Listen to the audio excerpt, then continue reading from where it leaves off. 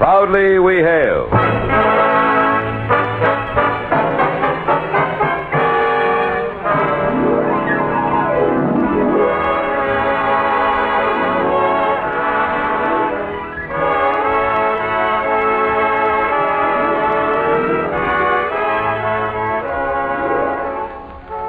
From New York City, where the American stage begins, here is another program with a cast of outstanding players. Public service time has been made available by this station for your Army and your Air Force to bring you this story.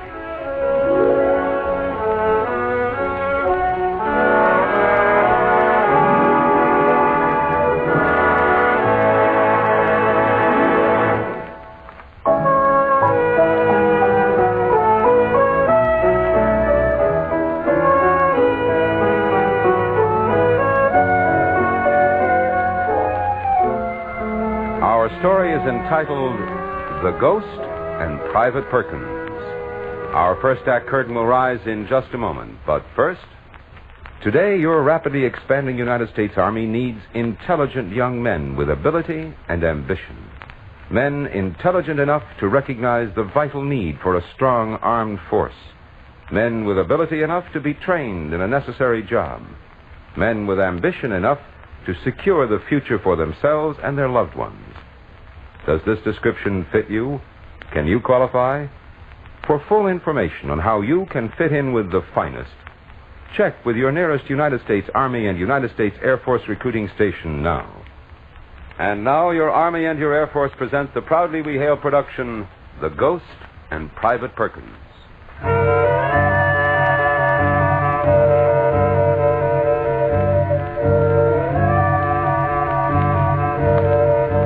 Anyone ever tries to tell you there's no such thing as a ghost, you just refer him to me. Name's Perkins. Sergeant Al Perkins of the United States Army. Stationed right now in Washington, D.C. The time I met a ghost, though, I wasn't a sergeant.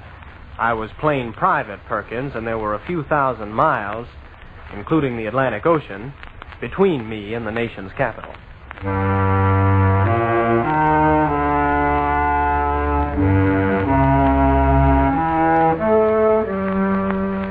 D-Day was over. The long, hard fight across France was over. The boys with a stiff-arm salute and the goose step were on the run, and it wouldn't be long before they threw away their guns and yelled "Uncle" at the top of their lungs.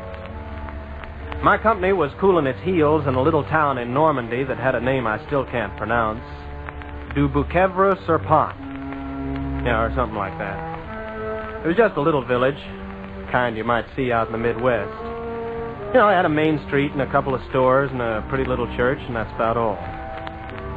Since most of Mr. Hitler's lads had picked up their marbles and made a beeline for their fatherland, there wasn't much to do except keep our eyes and ears open for any smart Alecs who might have stayed behind hoping to get a pot shot at one of us. You know, like the captain said. This area has been combed pretty carefully, men, but there may still be one or two Nazis in the vicinity. There have been some thefts recently, and the mayor told me this morning that one of the younger boys saw a man in uniform in the woods to the south of the bridge. A man in a gray uniform. I know. Kids have a good imagination. But these kids know a German when they see one.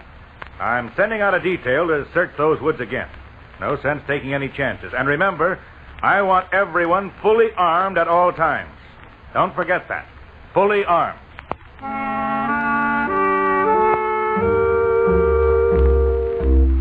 Well, when it came to details, good or bad, and mostly bad, the name of Perkins always headed the list. But I missed that particular patrol, and I was very happy, because it was a hot day, and I'd been thinking about taking myself a nice, cool swim in the river. Hey, Perk, you going to have yourself a swim? Mm-hmm. That's what I had in mind. Now, look, it's a mile to the river. The sun's beating down on you. You're really dragging by the time you get there. Off come the clothes, and in you go, and it's cool. Right? What are you building, boy? You paddle around, you make bubbles, and splash like a kid in the tub. You ain't got a care in the world. So? So, the time comes you got to go home. You climb out, you dry yourself off, put on your clothes. You coming with me or not? You walk the mile back, and by the time you get back to camp, you're just as hot, if not hotter, than when you started. So, why don't you sit down and we'll have a nice game of cards? Using my deck, of course. Nope, I'm still taking a swim. Coming? Will Betty Grable be there? Oh, shut up. Hey, don't tell me you're toting that great big M1 rifle along, too. Well, you heard what the captain said, didn't you? Well, if you drop dead from heat prostration, don't come crying home to me. I won't. Take it easy, buddy. Hey, Perkins. Yeah? Watch out for that boogeyman in the gray uniform.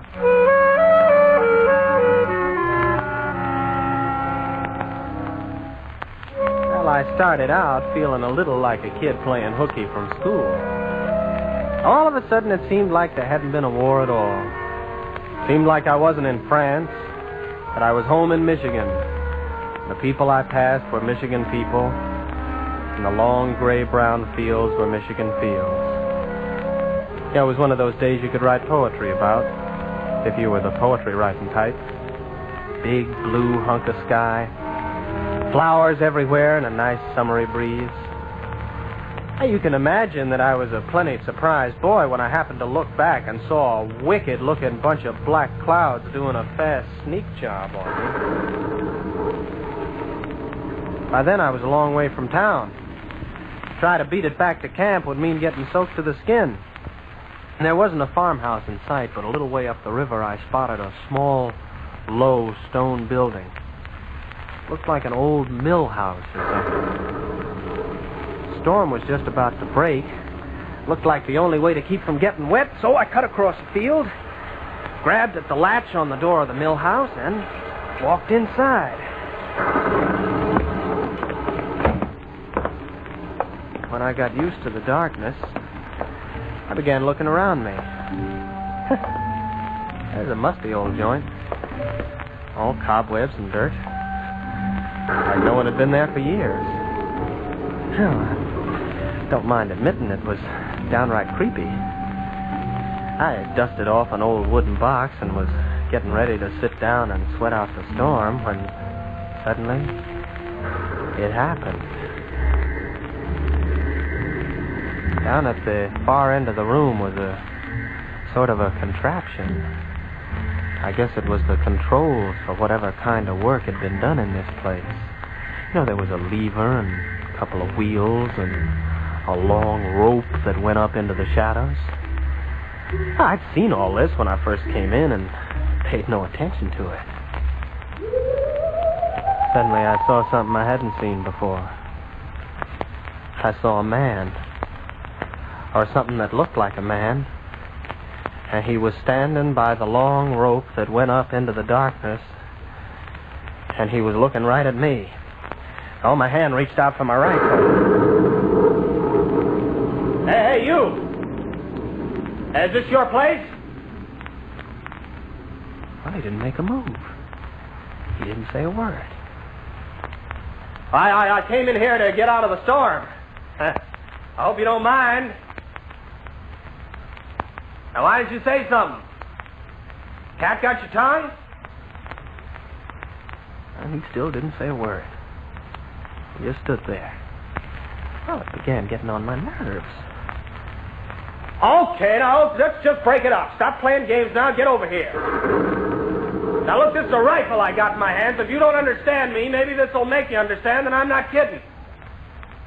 Now, get over here. Move, fast.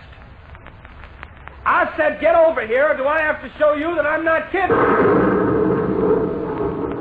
All right, don't say you didn't ask for it. I tossed 3 shots in his general vicinity, not too close, but close enough to let him know I meant business.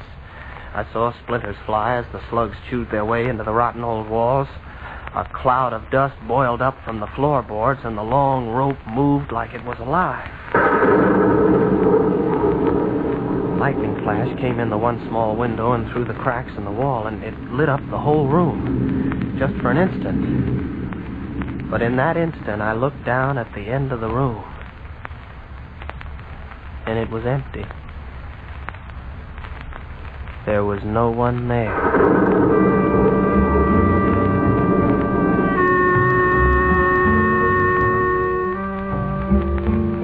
When I got back to camp later, you can be sure I kept my mouth shut about what I'd seen. I mean, I had enough troubles without making myself the laughingstock of the whole company. I could just imagine my buddies saying, You mean you saw a ghost? For real? Look, Buster, maybe you better go on sick call. Like right now. Or suppose I'd made a report to the captain. A most interesting story, Private Perkins. You forgot to add one thing, however. Was it a French ghost or a German ghost? Oh, no. I mean, I batted the thing around for 2 days. It just didn't make sense. None of it. And I knew if I didn't talk to someone soon about what I'd seen, I'd begin thinking maybe I did have a few loose marbles in my head. So, finally, I decided to pay a visit to the one person I knew might be able to help me.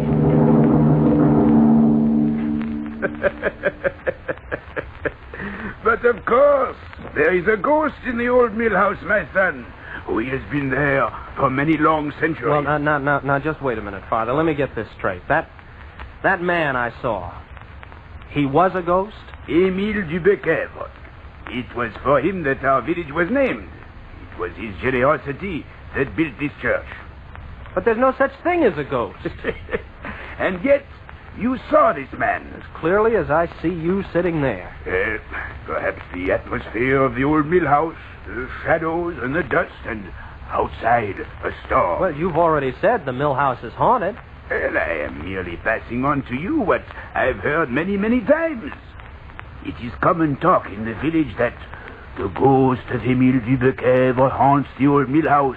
Many people have seen him.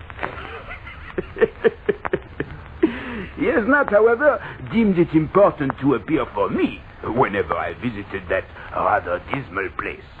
Well, why does he appear at all? I mean, how do other people see him? And why did I see him if I did see him at all? The legend is that he appears to anyone in trouble. Oh, he was a type of French Robin Hood, a ruthless businessman, not very honest either. But the vast monies he collected were always given to the needy. One of his rivals discovered how badly Dubecavre had swindled him, and one dark night arranged for his murder. Oh, he was killed in the mill house. The villagers found his body the next morning. He had been hanged. A rather disagreeable and violent end for such a wonderful scoundrel. Well, it's a very pretty story, Father, but it doesn't hold water. You said that Émile Dubecavre. Well, that he appears just for people in real trouble. Well, outside of missing a good swim and getting caught in a thunderstorm, I certainly wasn't in any trouble when I saw him. Well, I'm merely passing on to you the facts of the legend, my boy. You must interpret them yourself, as you see fit. Well, I know I've taken up too much of your time already, Father. Thanks so much for the information. Well, I hope I have been of some help. You've been a big help. Thanks again. Please come and visit me soon again, Private Perkins. It's been a pleasure meeting you. Oh, I will, Father. Goodbye.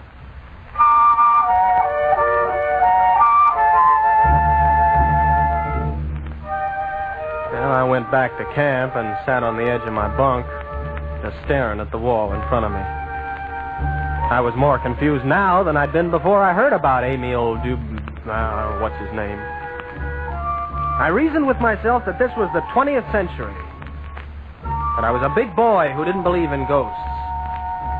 And yet, what or who was it I'd seen in that old mill house? Hey, Dreamer, did you see the bulletin board? We'll be moving out of here tomorrow morning. Boy, well, I'd be glad to shake the dust of this town off my boots. Maybe now we'll get a chance to see Paris. Ooh la la!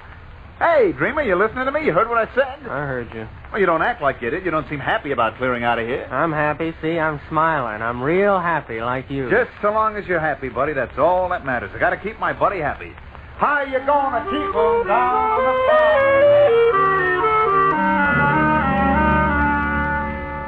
Oh, I was happy about moving on. Sure, I was real happy about that. I was even happy about the idea of seeing Paris. But I knew there was one thing I had to do first, and I had to do it right then, on my last night in that little French village. I knew I had to go back to that mill house and prove to myself that there was no such thing as a ghost. Of course, that's the whole point of my story, though. Because that night, I really did meet the ghost of Émile Dubecavre.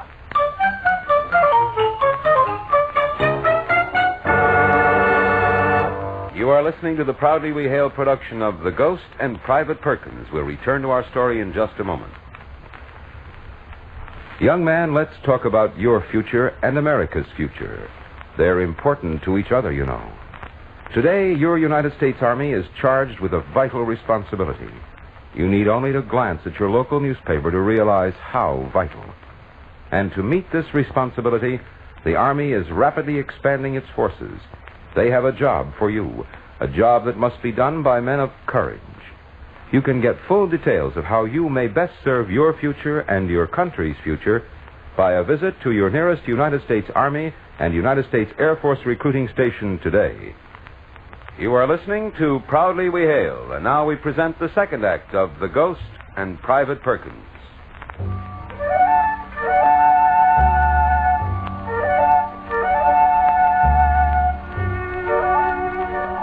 That last evening I spent in the little French town of Dubuquevre-sur-Pont was one of the longest in my life.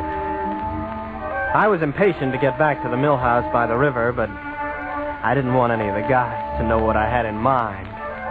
I didn't want any of them coming with me, especially my buddy, who was far too practical a person for this particular mission of mine. Now, it says in this book that Paris is the most beautiful city in the world. I always thought Brooklyn was the most beautiful. Yeah, well, it's all how you look at it. Through Brooklyn eyes, I look at it. Has Paris got an Ebbets Field? Has it got a Gowanus Canal? And girls. Has it got girls like Brooklyn? In a couple of days, we'll know. What time is it? That's the fifth time you asked me the time in the last hour. You got a late date or something? Oh, sure. Cocktails at the Stork, dinner at Lindy's. Gonna catch the floor show at the Copo. What time is it? 5 after 11. Well, have yourself a time on the town. I'm hitting the sack. Good night, Perkins. You want me to tuck you in, all comfy? Maybe you would like a fractured head.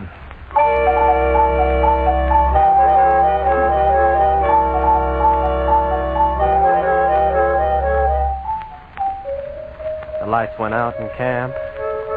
The guys settled down. Someone down the line started sawing wood, but good. The moonlight seeped in through chinks in the wall. Long silver fingers moving across the floor. I lay there mentally counting off the minutes. Then way in the distance, I heard the town clock tolling off midnight. I swung my feet off the bed and reached for my shoes. Well, it was now or never. And I knew I had to see the inside of the mill house once more. I grabbed my rifle and made my way out of camp as quietly as I could.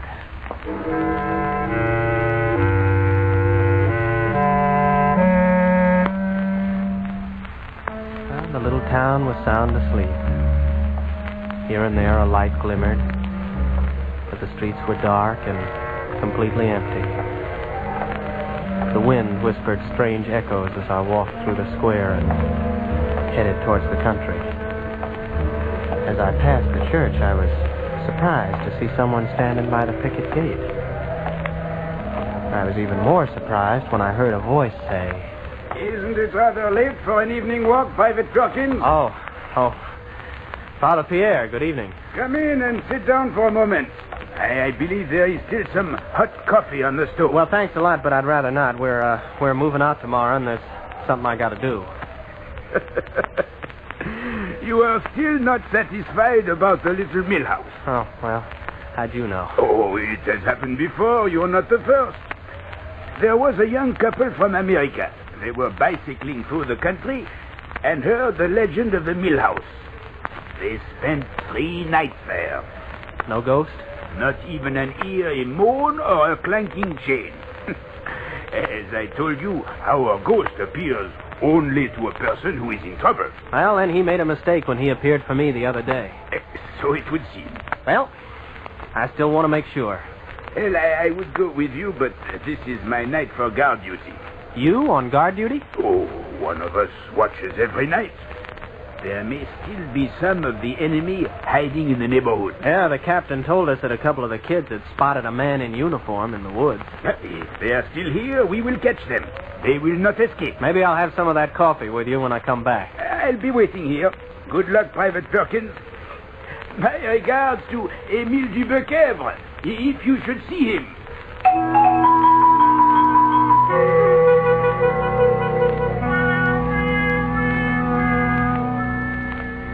The good father had an amused look on his face as I turned and started down the road. I didn't blame him. I felt a little silly myself. I knew I wouldn't see the ghost of Émile Dubuquevre. If I'd had any sense, I would have gone back to camp and gotten a good night's sleep. But some little stubborn streak inside kept me headed towards the mill house.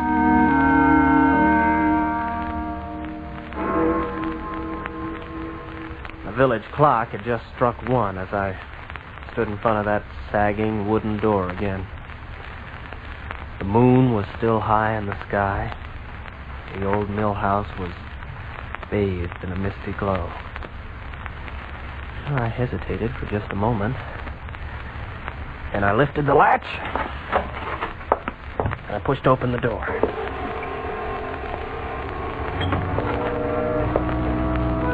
Everything was just as it had been that storm-swept afternoon. Swirling dust.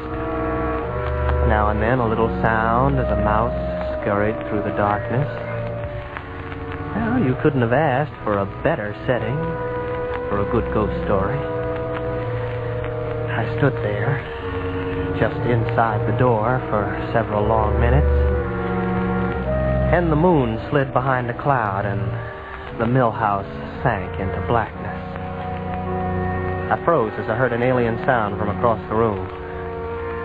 A strange, sliding sound.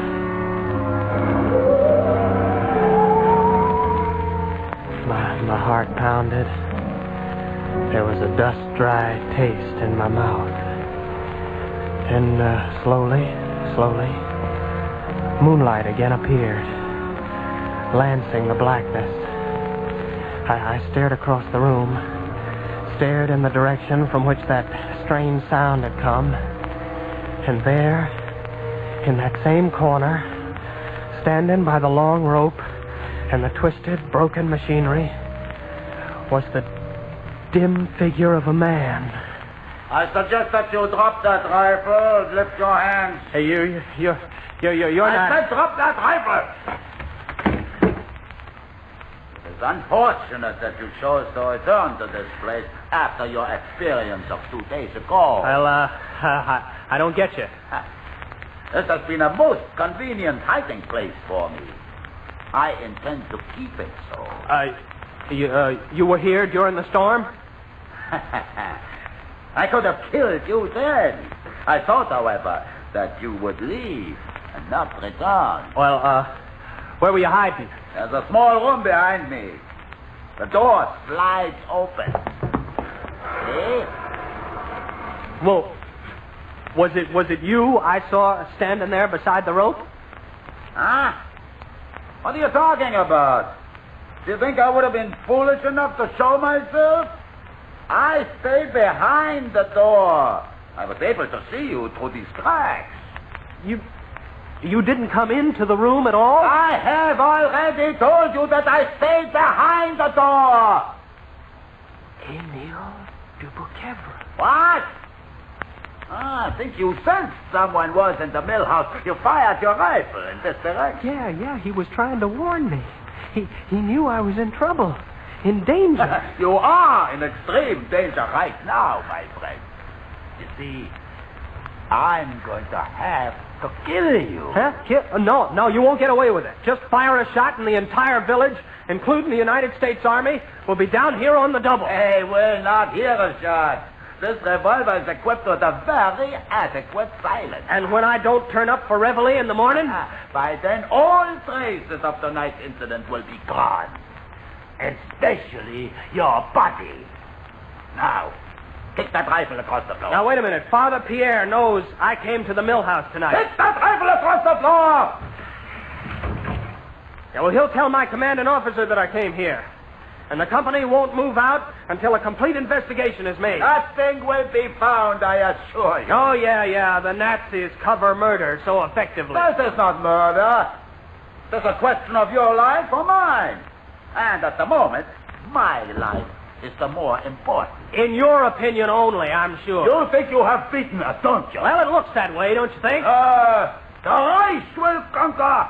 We will strike back and the Allies will be defeated. Then we will rule the world. You boys have a pretty good opinion of yourselves, don't you? That is a waste of time to stand here and talk to you. Well, how about a cigarette for the condemned man? I have no cigarette. In the pocket of my jacket, the upper pocket. Pull up this for them. Keep your hands up. We shall both have a cigarette. Yeah, upper right pocket. There should be some matches, too, and... I should have known you would try a trick such as this. Well, I have a few more tricks you haven't seen yet. Like that. Yeah, and let go of that gun before I break your wrist. Yeah, that's nice. Well, now that makes things a little more even. You fight well. Very well, my friend. I fight well, too.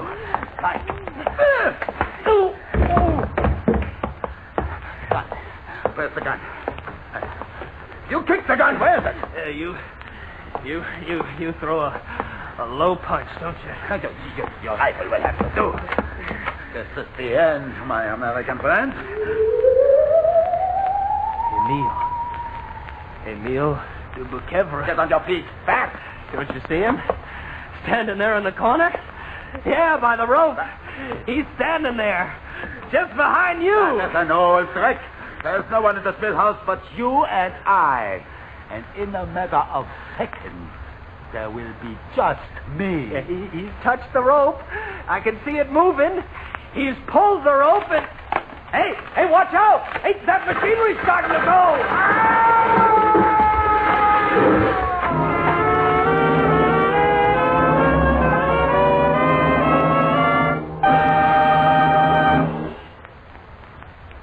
Well, if anyone ever tries to tell you there's no such thing as a ghost, you just refer him to me. The name's Perkins. Sergeant Al Perkins of the United States Army. Okay. You have it your own way. The fight we had loosened that old machinery, and it gave way. And the whole thing was just a lucky break for me. But I know what I saw. And I still say I owe my life to the ghost of a fella named Dubuquevre, who knew I was in trouble. Real trouble. And who did something about it.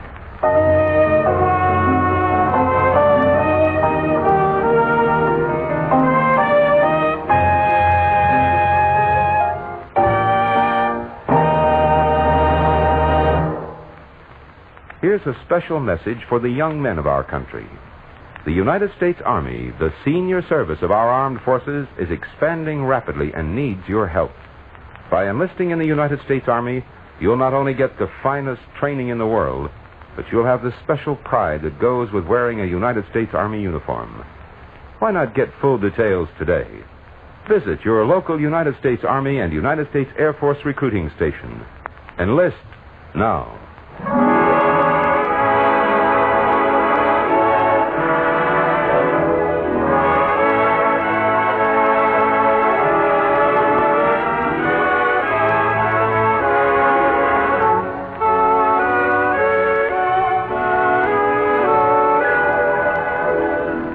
This has been another program on Proudly We Hail, presented transcribed in cooperation with this station by the United States Army and United States Air Force Recruiting Service. This program featured a cast of outstanding players. This is Kenneth Banghart speaking and inviting you to tune in this same station next week for another interesting story on Proudly We Hail.